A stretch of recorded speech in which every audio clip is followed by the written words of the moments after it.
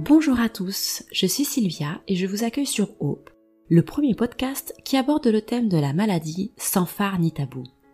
Ici, vous entendrez des femmes et des hommes vous parler de leur quotidien chamboulé par l'arrivée de la maladie. Sincères et forts de leur expérience, ils vous raconteront tout, leurs peurs et leurs coups de blues, mais aussi les petits riens et les grands projets qui leur ont redonné le sourire. Des témoignages décomplexés et empreints de vérité qui font du bien quand ça va mal. Bienvenue chez Hope, le podcast de Medicite.fr qui vous retrace le parcours peu ordinaire de patients extraordinaires. Alors, aussi appelée maladie du suicide, l'algie vasculaire de la face entraîne des douleurs atroces et indescriptibles pour les malades qui se retrouvent isolés et stigmatisés. Cette affection rare touche plutôt des sujets jeunes de sexe masculin. Mal connu, le retard diagnostique moyen est de 10 à 15 ans. Alors, l'âge de début est le plus souvent entre 10 et 30 ans et dans 90% des cas, il s'agit d'une algie vasculaire de la face épisodique avec des périodes de 2 à 8 semaines où les crises sont quotidiennes au rythme de 2 à 3 par 24 heures. Alors, pour en parler, j'ai le plaisir d'accueillir Kalina. Bonjour Kalina. Bonjour. Alors, toi, tu es présidente aujourd'hui de l'Association française contre l'algie vasculaire de la face et tu es toi-même atteinte de cette maladie. Alors, est-ce que tu peux nous raconter un petit peu comment s'est passé les débuts, quand est-ce que tu t'en es rendu compte, quels ont été les symptômes? Bien sûr. Alors, moi, j'ai commencé à être atteinte de l'algie vasculaire de la face au début de mes 28 ans. Donc, en fait, c'était à la fin de ma grossesse. Donc, je n'aurais jamais imaginé que c'était une maladie grave. Je pensais que c'était des douleurs dentaires parce que ça partait à peu près, c'était au niveau de la pommette, de l'œil. Donc, j'imaginais que j'avais une carie qui s'infectait. Donc, je suis allée tout simplement chez le dentiste qui n'a rien trouvé et qui m'a dit qu'on ne pouvait pas faire de recherche plus poussée tant que j'étais enceinte et de revenir après l'accouchement. Malheureusement, les douleurs continuaient sans cesse, mais bon, j'ai privilégié ma grossesse en me disant je verrai après l'accouchement. Et après l'accouchement, les douleurs se sont intensifiées parce que souvent pendant la grossesse, on a, selon les cas, mais la majorité du temps, les douleurs sont plus douces pendant la grossesse. Et après la naissance, j'ai commencé à devenir folle de douleur. L'œil qui explosait, l'impression d'avoir un tournevis qu'on m'enfonçait dans l'œil plusieurs fois par jour. C'était par crise, en fait. Après, ça se calmait. Et puis, comme si on m'écrasait la pommette, on m'écrasait l'œil. Donc, je ne comprenais pas. Donc, je suis retournée chez le dentiste, persuadée que ça venait de la dent, d'une racine qui s'était infectée et qui remontait jusqu'à l'œil. Et alors là, j'ai eu un grand parcours du combattant parce que on était persuadé que ça venait des dents. Donc, j'ai dû faire 6 ou 7 dentistes et qui m'ont ouvert la mâchoire tout du long et qui m'ont opéré, je crois, 7 ou 8 fois, qui m'ont coupé les racines, qui m'ont arraché les dents et qui ont, jusqu'au jour où ils ont baissé les bras et dit non, ça ne doit pas venir des dents. Parler d'un parcours du combattant, j'imagine que ça ne s'est pas terminé là? Ah non, parce que ça, c'était juste les dentistes et les chirurgiens dentistes. Après, j'ai finalement, je me suis dit, je vais monter une échelle au-dessus. Donc, je suis partie chez un stomatologue qui, lui, m'a réopéré encore une fois et qui m'a dit, bon, non,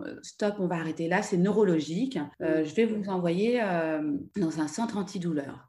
Sauf qu'on m'avait tellement trituré que les crises avaient amplifié. J'avais plus aucune vie, donc j'arrivais plus à dormir. J'avais des crises nuit et jour. Je pouvais plus travailler. Et à l'hôpital, en fait, les crises étaient tellement devenues intenses qu'ils avaient du mal à mettre un mot sur mes douleurs parce que elles étaient tellement rapprochées que j'étais devenue un petit peu hors catégorie. Donc, ils m'ont donné un premier traitement qui ne m'a absolument pas soulagée puisqu'il n'était pas adéquat. Et puis, alors là, ça a continué. J'ai fait, je pense, 4 ou 5 hôpitaux différents. J'ai été hospitalisée des mois d'affilée et à chaque fois, on me disait « Oh, vous avez une algie ». allergie. Oh, vous avez ça. Oh, vous avez des douleurs faciales. Mais sans jamais donner le nom de ma maladie. Je rentrais à la maison, je me tapais la tête contre les murs. Je retournais à l'hôpital, j'allais aux urgences. Le SAMU venait me chercher. J'essayais de travailler. Je me souviens, mon père qui venait, un salarié qui me soutenait. Et puis de l'autre côté, mon père qui me mettait dans la voiture et hop, direction les urgences. Il me mettait sous perfusion pour essayer de m'abrutir. Ça m'endormait, pour me calmer les douleurs. Et ça pendant bien 2-3 ans. Et toujours sans aucun diagnostic. Et puis, j'ai été à nouveau hospitalisée jusqu'au jour où on m'a transférée dans un hôpital pour un examen. Et lors de cet examen, j'ai fait une crise assez spectaculaire. C'était un hôpital universitaire. Donc, il y avait le médecin et puis tous les internes. Tous les étudiants, tous les internes avec. Et puis, il y a un interne qui a couru voir le médecin en disant « Elle fait une crise, elle fait une crise ». Et le médecin a dit « Observez sa crise ». Et donc, il a bien vu que j'avais mon œil qui pleurait, mon œil qui se fermait, j'avais tous les signes. Et le médecin a dit « Faites-lui une injection ». Et on a ces fameuses injections qui peuvent nous soulager en quelques minutes. On fait une injection et là, miracle, pour la première fois depuis des années, j'ai été soulagée. Et le médecin m'a dit « Ça y est, on a trouvé ce que vous avez comme maladie ». Et ça, après plusieurs années de souffrance et d'errance thérapeutique. Qu'est-ce que tu as ressenti quand on a enfin mis un mot sur tes douleurs? Alors, certains diraient que ça peut faire peur. Moi, j'ai été soulagée. J'ai eu un grand soulagement parce que j'ai fait court, mais entre-temps, on m'avait quand même envoyée chez des psychiatres, des psychologues, parce qu'on m'a aussi dit que j'étais folle, qu'on m'a dit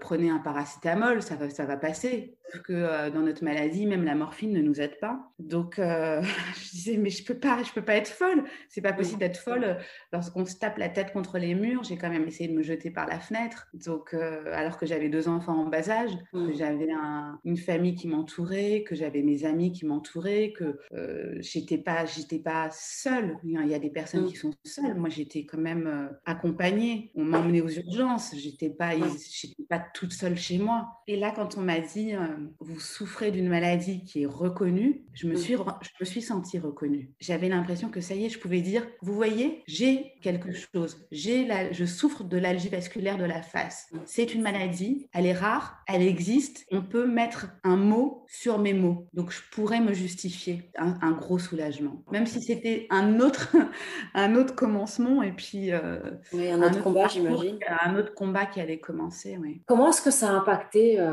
ton quotidien? Parce qu'on comprend, les crises sont tellement fortes que ça a forcément un impact important à la fois sur ta vie personnelle, mais sur ta vie professionnelle. Comment est-ce que tout ça a impacté ta vie? Alors, je te dirais que terriblement, parce que alors ça m'émeut un petit peu quand j'en parle, parce que j'ai pas vu les premiers pas de ma fille.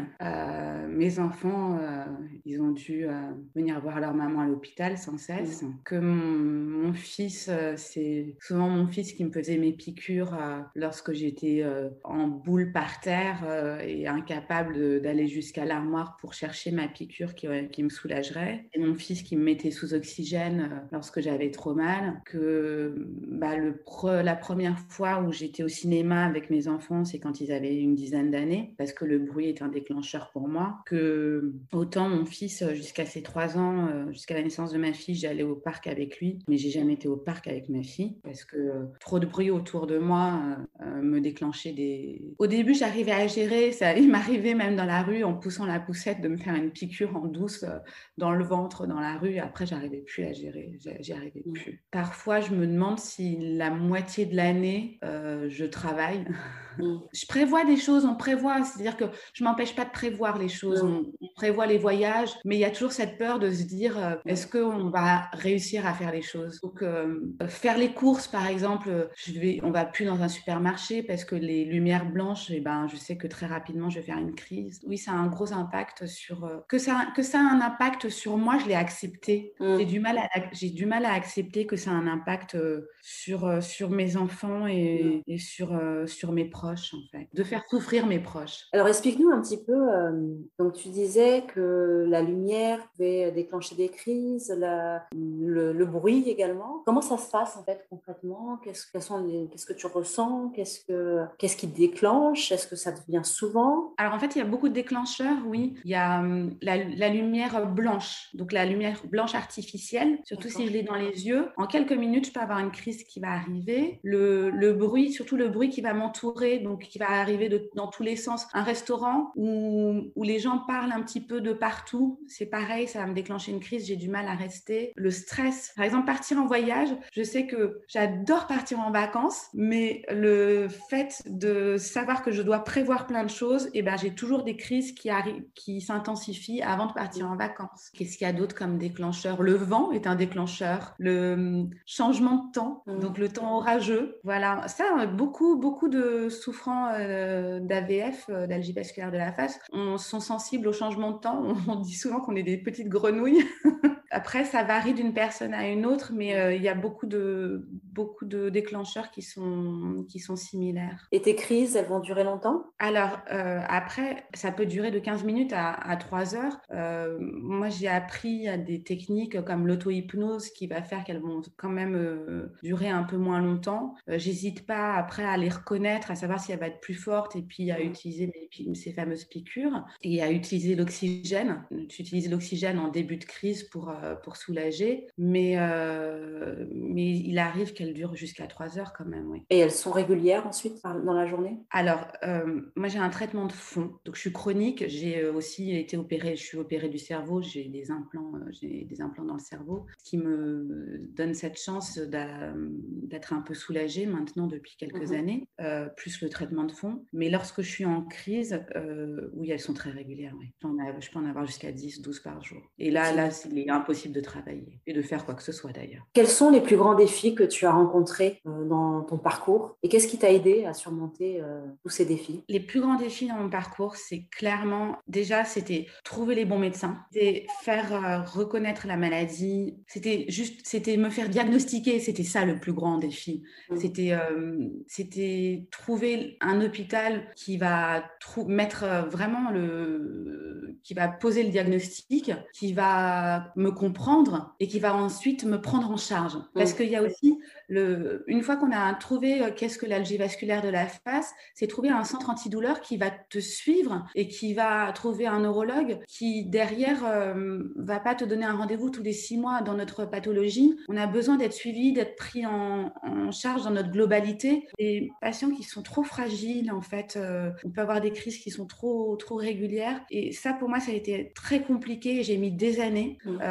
J'ai eu des médecins qui m'ont lâché en cours, des médecins qui m'ont rejeté. Donc ça a été très long, très compliqué. Ça a été un très, très, très grand défi. Ou des médecins qui m'ont presque dit « vous n'y arriverez pas » ou « vous n'arriverez pas à vous passer de ce médicament » ou je me suis sentie très incomprise. Donc ça, c'est un grand défi. Et il y a une autre chose qui m'a beaucoup aidée quand même, parce qu'une douleur qui est si intense, c'est de parler avec des personnes qui te comprennent. Ma famille me comprend, j'en suis persuadée et m'aide beaucoup, mais les personnes de l'association qui souffrent comme moi et qui comprennent cette douleur sont précieuses. Parfois, on m'a parfois fait la réflexion en me disant « mais pourquoi tu parles autant avec les membres de l'association ?» Mais en fait, parce qu'ils me comprennent, ils vivent la même chose que moi. Et c'est vrai qu'il ne faut pas que les aidants soient jaloux, parce que les aidants, on a besoin d'eux, mais d'autres personnes qui souffrent comme nous, mine de rien, ils comprennent quand on leur dit « aujourd'hui, j'ai juste envie de me taper la tête contre les murs. Aujourd'hui, j'ai envie de me jeter par la fenêtre. Aujourd'hui, j'en peux plus, en fait. Aujourd'hui, j'ai juste envie de pleurer du matin au soir et je crois que j'ai envie de baisser les bras. » Et ben, ils savent trouver les bons mots et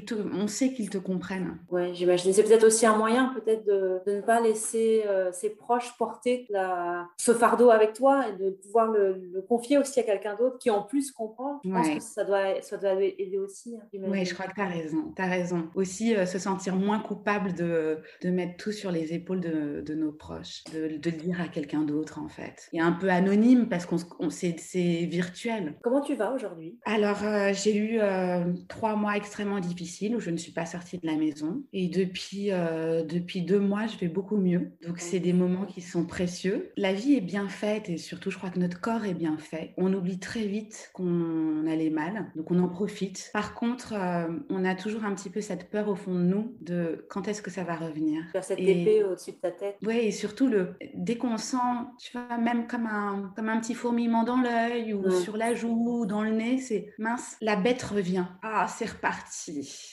Donc, il y a juste, on vit quand même toujours un peu dans la peur. Est-ce que tu arrives quand même à avoir des projets? Quels sont tes projets aujourd'hui? J'en ai plein des projets parce que je m'évertue à dire à tout le monde, cette maladie nous rend plus forts. Il faut pas se conforter dans la maladie. Au contraire, on a cette chance d'être des êtres qui combattent une maladie qui est difficile et on en sort grandi. Donc, au contraire, il faut faire des projets. J'ai plein de projets. Moi, j'ai tellement hâte que ce vilain virus parte, revoyager parce que j'adore voyager. Donc, je planifie déjà plein de voyages. J'ai des projets professionnels, en espérant qu'ils vont aboutir. J'espère qu'on va pouvoir à nouveau circuler librement. J'ai plein de projets, des beaux projets, je pense un peu comme nous tous, qui sont assez simples, mais pour moi tellement beaux. Est-ce que tu aurais un conseil ou des conseils à donner à des personnes qui nous écoutent et qui souffrent également? Alors oui, j'en ai.